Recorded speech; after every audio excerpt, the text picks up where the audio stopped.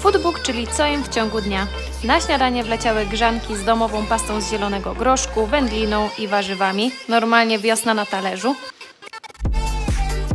Potem przyszedł czas na obiad, czyli banał, ryż z kurczakiem i warzywami na patelnię.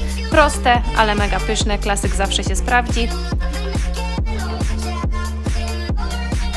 Następnie przyszedł czas na przekąskę, tutaj gruszka z masłem orzechowym, ostatnio moje ulubione połączenia, naprawdę mega, polecam.